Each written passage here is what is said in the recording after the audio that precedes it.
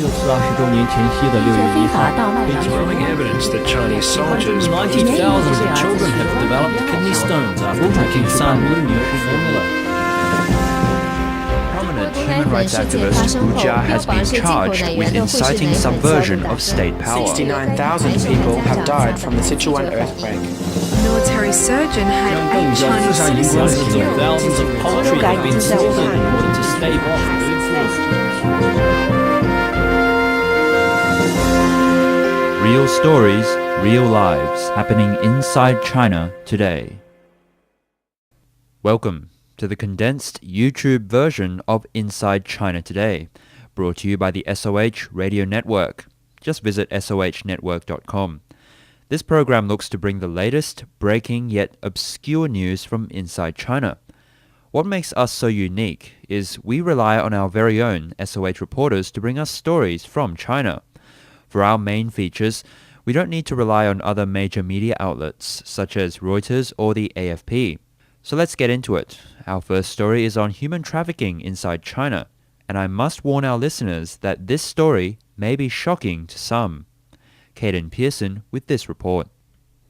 Human trafficking is a serious problem in the 21st century. According to humantrafficking.org, in China, women and children are trafficked for sexual and labor exploitation in Malaysia, Thailand, the United Kingdom, the United States, Australia, Europe, Canada, Japan, Italy, Burma, Singapore, South Africa, and Taiwan. Chinese website boshun.net has reported on human trafficking in Guangdong province. According to information supplied by a variety of sources, the Family Planning Office, or FPO, in Guangdong has recruited thugs and ruffians to carry out raids as well as fine and arrest people. The website report says the thugs are not paid by the FPO. According to the site, the thugs take advantage of the fact that the FPO is never punished by higher authorities and engage in human trafficking. Boshun.net says that young women who have moved from rural areas to work in cities are abducted by thugs and gang raped repeatedly until they succumb to prostitution. Some women have escaped and reported the situation to the police, only to be arrested for prostitution and sent to a labor camp. A 2006 US Department of Human Trafficking report states that some local officials are complicit in trafficking, including village leaders who sought to prevent police from rescuing victims. Boshun.net said that the thugs from the FPO offer young women and money to local police on a regular basis. The humantrafficking.org website says that China hasn't adopted a comprehensive law to criminalize all forms of human trafficking. However, the criminal code criminalizes forced prostitution, abduction, and commercial sexual exploitation of girls under the age of 14. The penalty could be death. According to the investigation, an FPO on the outskirts of Guangzhou and Shenzhen has jurisdiction over 200 to 300,000 migrant workers. In this region, as many as 1,000 women were gang raped and injured. Based on this, Boshun.net estimated that victims in Guangdong could reach up to 100,000 per year. Human trafficking began in the region in the early 90s. Since then, at least 1 million women have been victimized, the report says. Women who died of the gang raping were cremated by authorities. Their families were often told they died because of complications during abortion procedures. Victims and families have no hope of justice because their cases are rejected by Communist Party courts. Public outrage in the Guangdong region among peasant workers has reached an all-time high. Caden Pearson, SOH, Brisbane. You're listening to Inside China Today on the SOH Radio Network.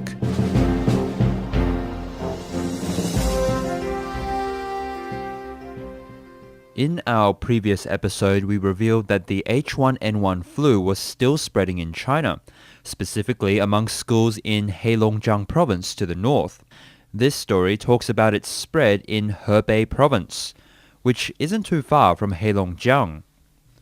Many universities in the Hebei province, as well as other education institutions, have closed its doors in an attempt to halt the spread of the highly contagious H1N1 swine flu virus. In conjunction to this, all major traffic routes around Beijing and surrounding cities have been heavily guarded during the week of the October 1st national holiday, and people with fever-like symptoms were barred from entering Beijing. According to Mr. Wong from Xingtai City of Hebei Province, guard stations were set up at major traffic routes to question all those who wished to travel to the capital. Numerous petitioners were arrested through questioning, and people with suspected H1N1 symptoms were refused entry. Mr. Wong said, "Every major traffic route has been guarded with police officers, which were set up by the local police stations. They questioned people in every passing vehicle in order to be on the lookout for suspicious characters, such as appellants or Falun Gong practitioners. They also check for those suffering flu symptoms or taking medication for flu symptoms. The atmosphere in Hebei City is very tight at the moment." Mr. Wong also said during the long weekend holiday at the beginning of October, schools with reported H1N1 cases were all closed. High schools and tertiary institutions also stopped classes to prevent the spread of the virus amongst students. Primary schools with no reported cases continued classes. Accurate figures of confirmed cases are much higher than the numbers reported by officials, and the correct figures are not being revealed to external sources. As of October 4th, the official confirmed cases of H1N1 in Hebei were reported to be 184.